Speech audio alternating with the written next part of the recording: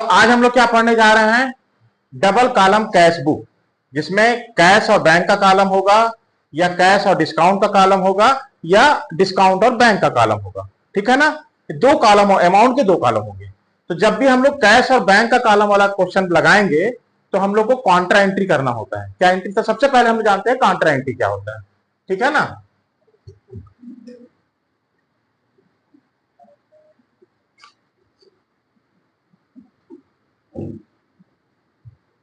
Contra entry, Contra entry का मतलब क्या होता है? एक ही ट्रांजैक्शन का दोनों साइड में एंट्री होगा, डेबिट में भी होगा और क्रेडिट में होगा। क्यों होगा? क्योंकि हम लोग क्या बना रहे हैं? कैश का कॉलम भी बना रहे हैं, बैंक का कॉलम बना रहे हैं, तो दोनों चीज एक साथ हो रहा है। तो कैश डेबिट होगा तो बैंक क्रेडिट होगा, बैंक क्रेडिट होगा तो कैश डेबिट होगा। ठीक है ना? कुछ ना कुछ तो होगा, तो इसलिए दोनों कॉलम एक साथ होगा। तो हम लोग को क्या करना है? यहाँ पे जब भी पैसा बैंक में जमा करेगा, डिपॉजिट करेगा बैंक में, और जब बैंक से पैसा विड्रॉ करेगा, तो ऐसे कंडीशन में हम लोग को क्या करना होता है? कॉन्ट्रा एंट्री करना होता है। तो सबसे पहले नंबर वन क्या करेंगे? जब बैंक में पैसा डिपॉजिट करेगा, है ना,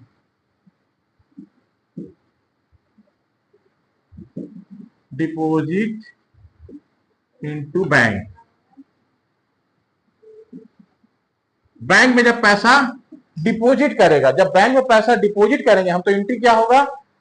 बैंक में हम पैसा डिपॉजिट कर रहे हैं तो एंट्री क्या होगा? Bank account DR to cash, bank account debit होगा,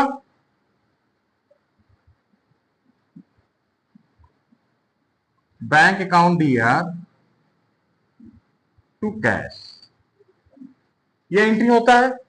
तो जब भी ऐसा एंट्री होगा तो यहां पे देखिए bank account DR to cash, ठीक है ना, bank account DR to cash जब एंट्री हो रहा है मतलब बैंक अकाउंट डेबिट हो रहा है और कैश अकाउंट क्रेडिट हो रहा है। तो बैंक और कैश ही डेबिट और क्रेडिट दोनों हो रहा है, तो यहां पे कॉन्ट्रा एंट्री होगा। तो क्या होगा? यहां पे डेबिट में क्या लिखेंगे? डीआर सेट क्या लिखेंगे? To cash account. ईएफ के कॉलम में, एलएफ के कॉलम में हम उसके सामने क्या लिख देंगे? सी लिख देंगे। और अमाउंट कहां लिखेंगे? कैश लिख रहे हैं टू कैश करके, तो अमाउंट कहां लिखेंगे? बैंक कॉलम में, अमाउंट इन बैंक कॉलम। ठीक है ना? और जब हम अकाउंट्स बनाएंगे तो एलएफ का जो कॉलम होता है, एलएफ का या वीएन का, उसके सामने यहां पे सी लिख देंगे। सी मीन कॉन्ट्रा एंट्री। ठीक है ना? और क्रेडिट में क्या लिखेंगे हम लोग? क्रेडिट साइड में, क्रेडिट साइड में बाई बैंक, अमाउंट क्या लिखेंगे? अमाउंट इसमें कहां लिखेंगे? कैश लिखे हैं तो बैंक के कॉलम में, और बैंक लिखेंगे तो कैश के कॉलम में। Amount in cash column,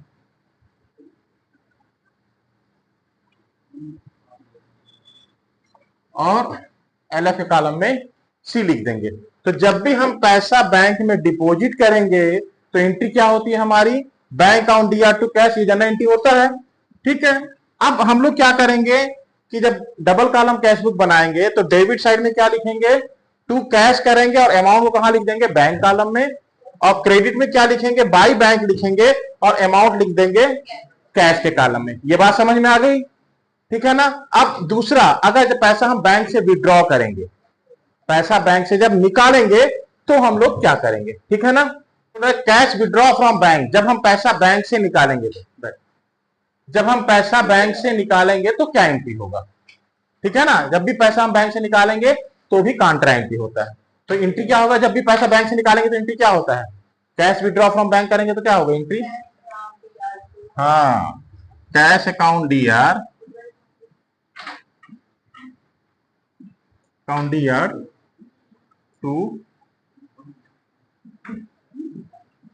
bank account, ये जनरल एंट्री होता है। ठीक है ना? जब भी हम ट्रांजैक्शन को दोनों साइड लिखते हैं उसमें हम लोग कॉन्ट्रा एंट्री करते हैं। अभी जब लेजर बना के बताऊंगा डबल कॉलम का तब आपको समझ में आएगा। पहले आप कॉन्ट्रा एंट्री का रूल समझ लीजिए। तो जब भी हम पैसा बैंक से निकालेंगे तो एंट्री क्या होगा? Cash account DR to bank. तो डेबिट में क्या लिखेंगे हम लोग? डीआर में क्या लिखेंगे? To bank,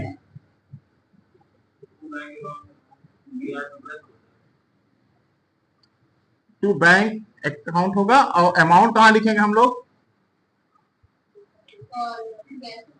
amount in cash column.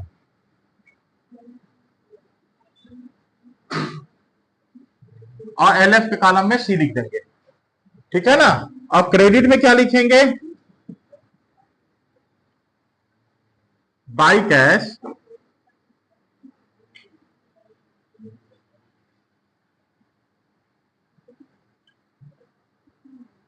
Amount in bank column,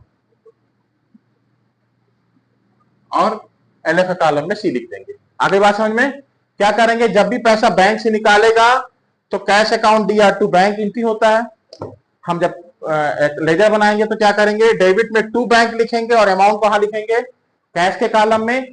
credit में क्या करेंगे, बाय कैश लिखेंगे, अमाउंट कहां लिखेंगे? बैंक के कॉलम में। आ गई बात समझ में? इसी तरह जब पैसा बैंक में डिपॉजिट करता है तो क्या लिखते हैं हम लोग? Bank account DR to cash, और just opposite to cash amount bank column में, by bank amount cash column में, ये लिखते हैं। ठीक है, आ गई बात समझ में? चलो अब देखो हमने क्या बनाया, अब कॉलम बना दिया। कैसा होता है? Double column cash book.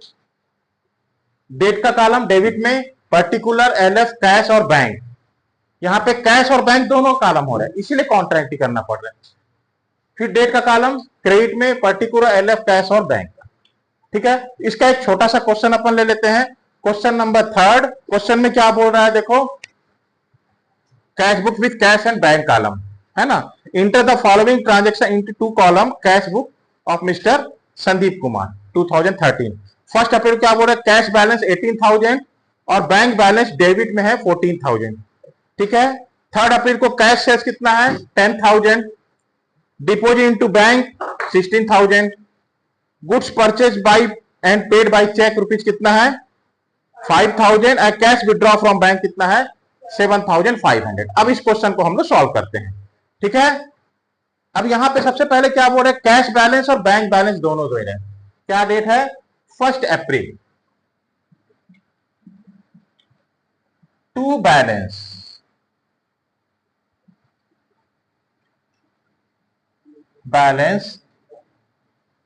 To balance BD कितना है? 18,000। हाँ, 18,000 एंड 14,000। 18,000 कैश का बैलेंस है और 14,000 बैंक का बैलेंस है। हाँ, ये ध्यान रखना है, कैश बैलेंस हमेशा डेबिट ही होता है, ठीक है ना। बैंक का बैलेंस डेबिट भी हो सकता है और क्रेडिट भी हो सकता है, कुछ भी हो सकता है। तो अगर क्वेश्चन में कोई इंफॉर्मेशन नहीं दे रहा है कि कैश का, बैंक का बैलेंस डेबिट है कि क्रेडिट है, तो हम लोग हमेशा डेबिट में लिखेंगे। ठीक है, अगर बोल रहा है कि क्रेडिट है तो क्रेडिट में लिखेंगे। जैसे इस क्वेश्चन में क्या बोल दिया है, बैंक बैलेंस के सामने डीआर लिखा है, डेबिट बैलेंस, तो हमने डेबिट में लिख दिया। अगर क्रेडिट लिखा होता तो हम लोग बाई बैलेंस क्रेडिट में लिख देते। ठीक है, आ गई बात समझ में? अब नेक्स्ट क्या बोल रहा है, कैश सेल्स 3 अप्रैल को कितना है? 10,000। कैश सेल्स किया तो पैसा आ रहा है, पैसा आ रहा है बैंक में या कैश में 3 अप्रैल को। टू सेल्स, ये ध्यान रखना है डेबिट क्रेडिट के लिए, जैसे मैं पहले ही बताया था कि अब कैश बुक क्या है हमारा? रियल अकाउंट है, एसेट्स है। तो एसेट्स इंक्रीज होता है तो क्या होता है?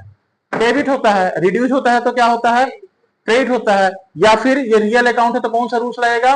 Debit what comes in, credit what goes out. कुछ भी आ रहा है तो यहां पे कैश बढ़ रहा है तो डेबिट साइड होगा, और कैश कम हो रहा है तो क्रेडिट होगा। कम्स इन हो रहा है तो डेबिट, और गोज आउट हो रहा है तो क्रेडिट। आगे बात समझ में? तो सेल्स किया हमने तो हमको पैसा मिला कि गया? पैसा मिला ना हमको, हमारा कैश इंक्रीज हो रहा है। कितना पैसा इंक्रीज हो रहा है? 10,000। तो 10,000 हमने कैश बुक में, कैश कॉलम में लिख दिया। नेक्स्ट क्या बोल रहा है, नहीं, डिपॉजिट विथ बैंक रुपीज 16,000। अब बैंक में हमने पैसा जमा किया, अब बैंक में हमने पैसा जमा किया, हमारा ही कैश अकाउंट भी है, हमारा ही बैंक है। तो बैंक में हमने पैसा जमा किया तो बैंक में पैसा बढ़ा, लेकिन हमारा कैश काउंटर से तो पैसा कम हुआ ना। आ गई बात समझ में? इसीलिए कॉन्ट्राइंटिव, तो कैश और बैंक दोनों अकाउंट इफेक्ट हो रहा है। तो हमने क्या किया है क्वेश्चन में कि डिपोजिट इनटू बैंक कितना रुपीज है? 8 को, है ना। तो क्या एंट्री होगी, बैंक में हमने पैसा जमा किया तो bank account DR to cash, amount कितना है बताओ, 16,000 है ना, अमाउंट कितना है 16,000। तो मैं क्या बताया था, कैश लिखेंगे तो पैसा, अमाउंट बैंक कॉलम में बताया था अभी 16,000, पैसा हमने बैंक में जमा किया ना, तो बैंक में पैसा इंक्रीज हुआ, तो देखो बैंक में पैसा इंक्रीज हो गया। लेकिन कैश में पैसा, कैश हमारा रिड्यूस हुआ ना, तो कहां जाएगा, क्रेडिट जाएगा, पैसा जा रहा है, खर्च हो रहा है। 8 अप्रैल को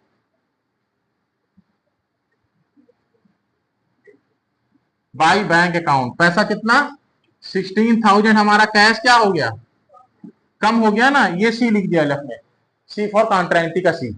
आगे बात समझ में, मैंने पैसा बैंक में डिपॉजिट किया, तो bank account DR to cash, तो कैश मेरा क्या हो रहा है, कम हो रहा है, और बैंक में पैसा बढ़ रहा है, तो बैंक में पैसा बढ़ रहा है तो डेबिट करेंगे, और कैश में पैसा कम हो रहा है तो क्रेडिट करेंगे। आगे बात समझ में।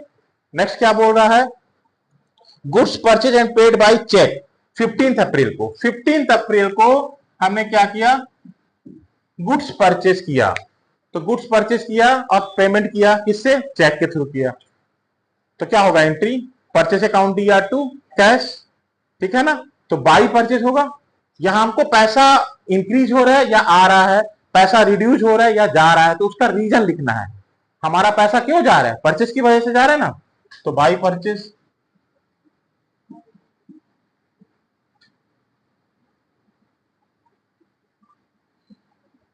कितना अमाउंट जा रहा है 5,000, चेक से जा रहा है तो कहां जाएगा, पैसा बैंक से जाएगा ना, बैंक से पैसा माइनस होगा, तो ये हम लोग 5,000 कहां लिख देंगे, बैंक में लिख देंगे। आ गई बात समझ में।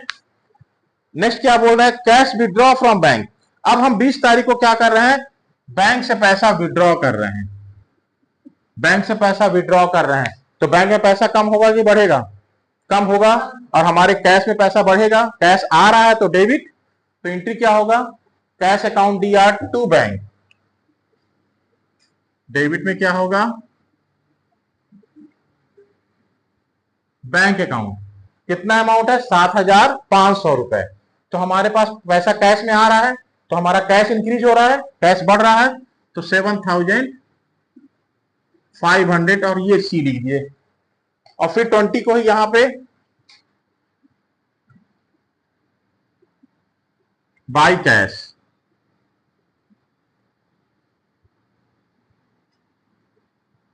कहां जाएगा 7,500 बैंक में जाएगा, क्योंकि हमने क्या लिखा कैश, तो पैसा बैंक अकाउंट में, क्यों, बैंक में पैसा कम हो रहा है, हमने बैंक से पैसा विड्रॉ किया है ना, तो कैश आया हमारा, तो कैश हमारा बढ़ गया, तो कैश बढ़ गया, डेबिट हो गया, अब बैंक से पैसा निकला है तो बैंक में पैसा कम हो गया तो क्रेडिट हो गया। आगे बात समझ में, यहां पे कोई दिक्कत किसी को, ये आ गया। अब हम लोग क्या करेंगे, टोटल करके बैलेंस निकालेंगे, अब हम लोग दोनों साइड का टोटल कर देते हैं, इसका टोटल कितना होगा, देखो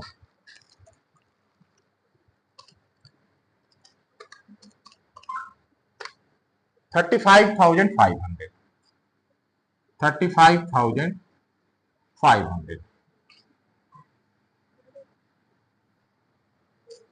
35,500। तो अप्रैल कब खत्म होता है, 30 तारीख को, तो यहां पे 30 अप्रैल, 30 अप्रैल को बाई बैलेंस, बैलेंस शीट 35,500 में 16,000 माइनस कर दो, कितना आ गया 19,500,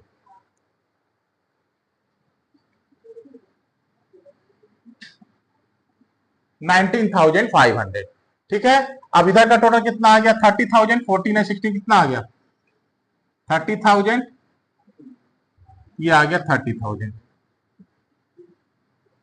अब 30,000 माइनस 5,000 माइनस 7,500 कितना आ गया 17,500, 17,500 ये आ गया हमारा बैंक का बैलेंस, ठीक है।